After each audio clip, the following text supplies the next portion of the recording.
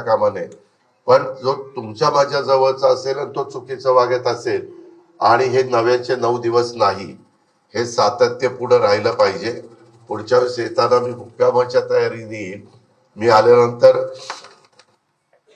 कामं वेगवेगळ्या भागात चाललेली आहेत त्याची पाहणी करेल.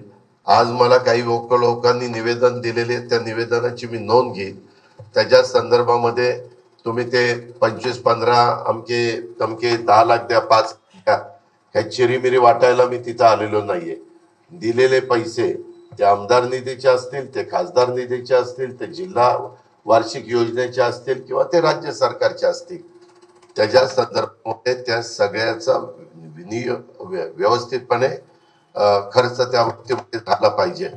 आता जे काही स्टेटमेंट कुणाकुणाची चाललेली आहे त्याच्यात किती तथ्य आहे, किती सत्य आहे, किती असत्य आहे, त्याच्याबद्दलची चौकशी त्या ठिकाणी करू. प्रत्येकाला आपली भूमिका मांडण्याचा अधिकार घटनेचे शिल्पकार डॉक्टर बाबासाहेब आंबेडकरांनी दिलेला आहे, संविधानाने दिलेला आहे, कायद्याने दिलेला आहे आणि घटनेने दिलेला आहे. त्याबद्दल दुमत कुणाचंच असायचं कारण नाही. पण उगीच नुसतं मी आलो की मला भला मोठा हार द्यायचा, मला बुके द्यायचा, मूर्त्या द्यायच्या, पांडुरंगाची द्यायची, विठ्ठलाची द्यायची, पण त्यांनी काय सांगितले ते पण डोळ्यात समोर ठेवा ना. साधू संतांचे काय विचार आहेत, इतर काय गोष्टी आहेत. आणि फार तुम्ही अपेक्षा ठरल्या, आता काय दादा आलाय, आता काय काळजी नाही, तर ते डोक्यातनं काढा, ते डोक्यातनं काढा. मी जरी तुमच्या जवळचा असलो तरी चुकीचं वागू नका. मी पुन्हा पुन्हा तुम्हाला सांगतो, इथं अनेक जण माझे अनेक वर्षापासूनचे संबंध असणारे पण आहेत, काही नवे पण कार्यकर्ते आलेले आहेत, त्यांच्या ओळखी माझ्या होतील. जेवढं मी येणं जात माझं वाढेल त्या पद्धतीनं एकंदरीत गोष्टी वाढतील. आणि स्वच्छ प्रतिमेचे राहा. लोकांनी असं म्हटलं पाहिजे की बाबा खरंच हे लोक व्यवस्थितपणे काम, या पद्धतीनं आपण पुढे जाण्याचा प्रयत्न करू. तुला कुणाचाही अवमान करायचा, त्याच्यामध्ये जसं येईल तसं व्यापाऱ्यांची एखादा मिटिंग एकदा घ्यायची, डॉक्टर मंडळींची, वकील मंडळींची, व तुमचं काय तुमचं काय नाही. कामं करताना फक्त पुढाऱ्यांना कामं केली जात नाही, त्याच्यात वेगवेगळ्या क्षेत्रात, परंतु ज्यांचा राजकारणाशी संबंध नाही पण समाजकारणाशी संबंध आहे, जनतेशी संबंध आहे, त्यांची डोक्यात काय, त्यांच्या मनात काय. कधी काही पत्रकार मित्रांना घेऊन तुमच्या काही सूचना आहेत, कधी काही साहित्यिक असतात, काही कवी असतात, वेगवेगळ्या क्षेत्रातले साहित्य, कला, संस्कृती अशा वेगवेगळ्या क्षेत्रामध्ये काम करणारा वर्ग असतो. त्या पद्धतीनं आपल्या इथल्या इमारती काही मला आता दाखवत होते, जिल्हा परिषदेची इमारत झाली ना, आता जे काही चालू आहेत त्याचं पण एलिव्हेशन, त्याचं साईड एलिव्हेशन, ते कसं चांगलं राहील, उद्या 50-100 वर्ष टिकले पाहिजे. मी परवा जालन्याला पण गेलो होतो, तेव्हा जालन्याला पण मी माझ्या पद्धतीनं पाहणी केल्यावर तिथल्या चीफ इंजिनियर आणि तिथल्या कलेक्टरला काय सांगायचं ते सांगितलं. आता कालच चंद्रशेखर बावनकुळे यांनी सांगितलं की कलेक्टरनी दर आठवड्याला काही गावांना व्हिजिट दिली पाहिजे, तहसीलदारांनी दर आठवड्याला, प्रांतांनी दर आठवड्याला काही गावांना व्हिजिट 1 दिवसाला दिलीच पाहिजे.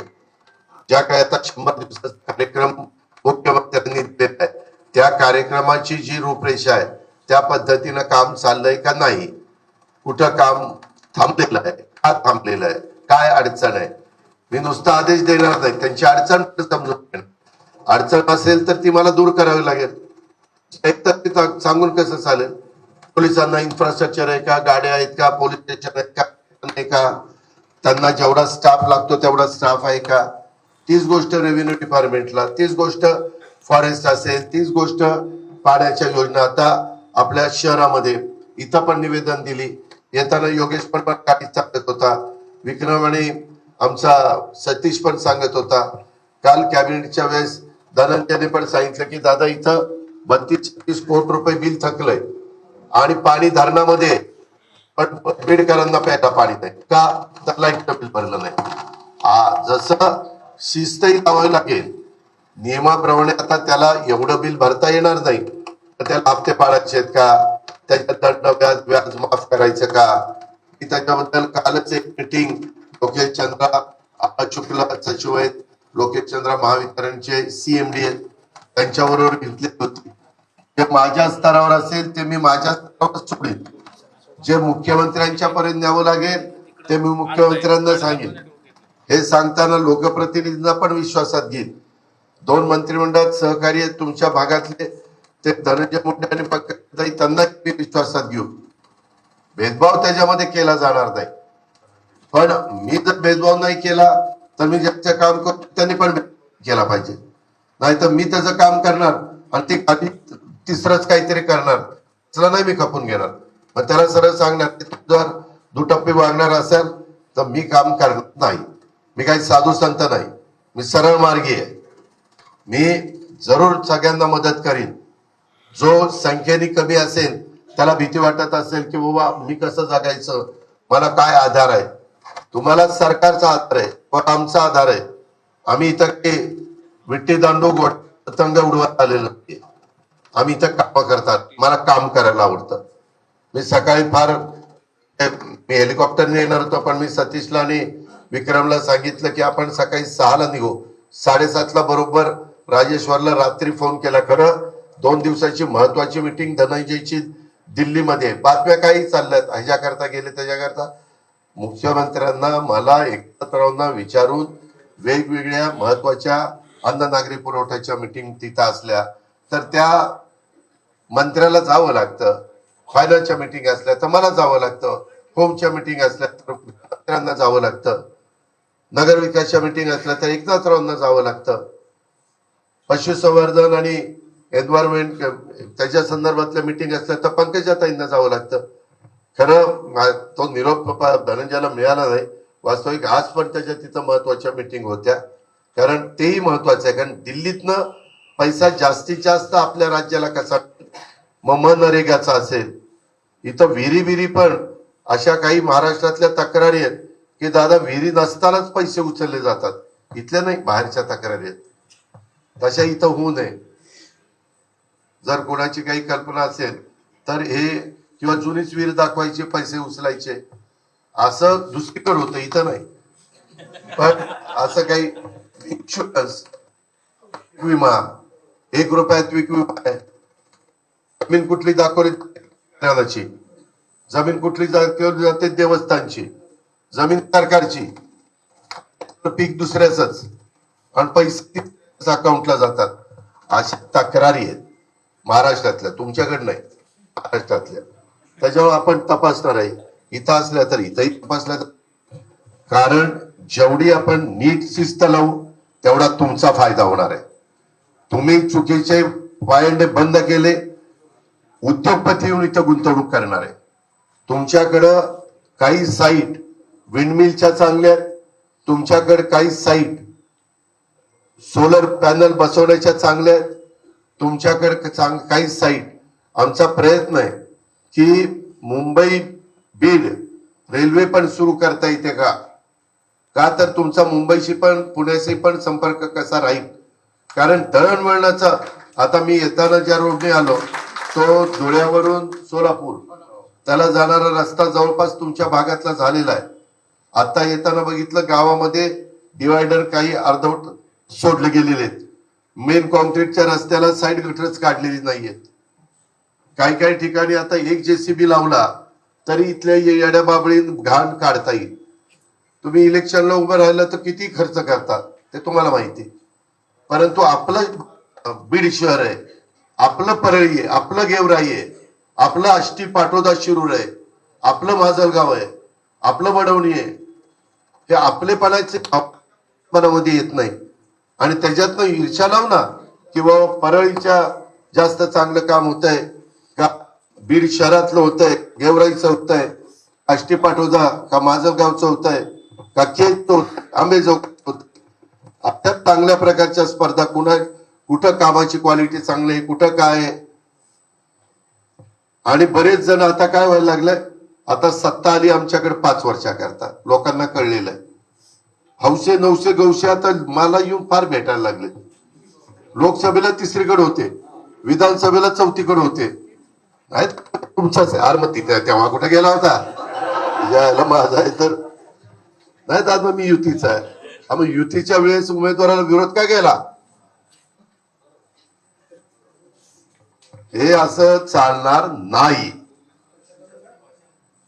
काही दिवस तुमचं वागणं बोलणं अशांचं मी बघेन खरंच दुरुस्त होत आहेत का.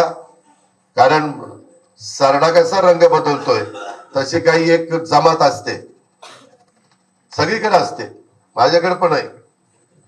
ही जर उगवत्या सूर्याला नमस्कार करायचा, आज कुठं उगवलं इकडं, तसलं चालणार नाही. मी स्पष्टपणे सांगतोय.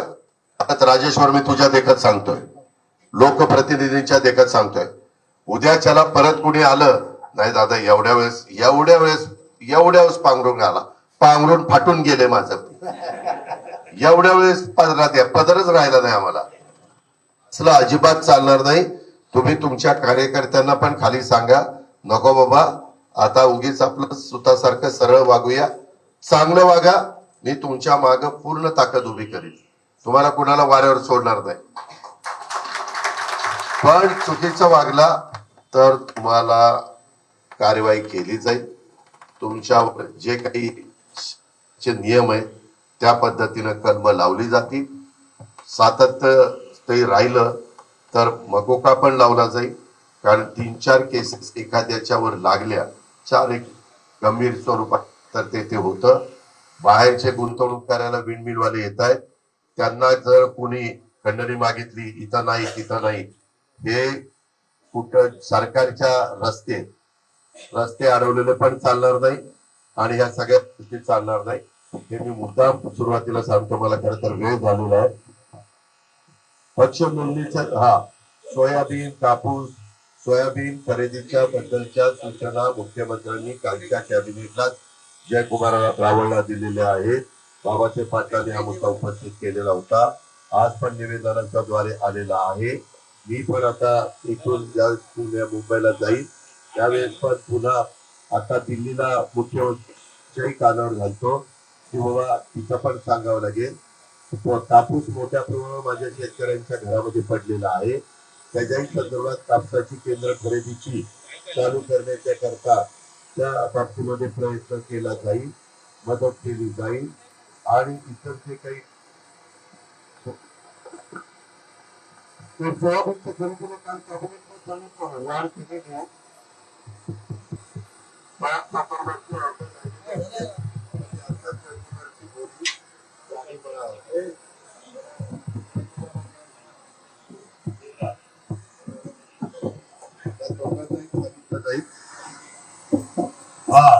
काही ग्रामपंचायतीचे सदस्य निवडून आलेले आहेत, परंतु त्यांना जर मुदत दिलेली होती व्हॅलिडिटी सर्टिफिकेट करता, आता त्यांना अपात्र ठरवलं जातं.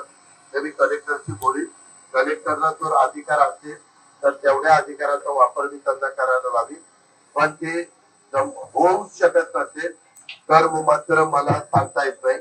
राष्ट्रवादी काँग्रेस पक्षाची 2 दिवसात आपल्या शिर्डीला झालेलं होतं, त्याच्यामध्ये पक्ष नोंदणीचा कार्यक्रम हातामध्ये घेतलेला आहे. पक्षाच्या नोंदणीच्या संदर्भामध्ये त्याला काही हे लावलेले रक्कम लावलेली आहे, तेवढी पक्षाकरता खर्च करायला हरकत नाही. ऑनलाईन नोंदणी आहे, ऑफलाईन नोंदणी आहे आणि नुसतंच मतदार यादी करून नोंदणी करायची नाही. मी थोडस राष्ट्रवादीचा जो कार्यकर्ता काम घेऊन येईल, मी बघणार आहे की राजेश्वर यांनी किती नोंदणी केलेली आहे. राष्ट्रवादीच्या कार्यकर्त्यांनी नोंदणी केल्याशिवाय माझ्याकडे येऊच नका. आणि इतर पक्षाला मला तो सांगायचा अधिकार नाही. भाजपच्या आलं ते युती म्हणून मला त्यांचंही काम करावं लागेल, शिवसेनेचे म्हणून त्यांचंही काम करावं लागेल. आणि कॉमन मॅन ज्यांचा राजकारणाशी संबंध नाही, ते कागद वाचल्यावर लक्षात येतं की काय त्या पद्धतीनं. पण संघटनेच्या कार्यकर्त्यांनी आम्ही जसं सकाळी लवकर उठून कामाला लागतो आणि उशिरापर्यंत काम करतो आणि भावना चांगली असते, त्या पद्धतीनं तुम्ही पण मला साथ द्या, तुम्ही पण मला सहकार्य करा.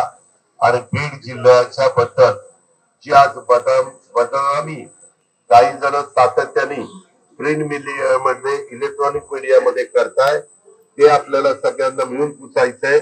अजित पवारनी एकट्याने ठरवलं तर अजित पवारला ते शक्य नाही, त्याला तुमच्या सारख्या जीवाभावाच्या सहकार्यांची साथ लागेल, इथल्या एनजीओची साथ लागेल, इथल्या जनतेची साथ लागेल, इथल्या वेगवेगळ्या घटकामध्ये काम करत असणाऱ्या सर्व मान्यवरांची त्या ठिकाणी साथ लागेल, ती साथ द्या. इथं आल्यानंतर आपण जे प्रेमाने स्वागत केलं त्याबद्दल आपल्याला सगळ्यांना धन्यवाद, आपले सगळ्यांचे आभार.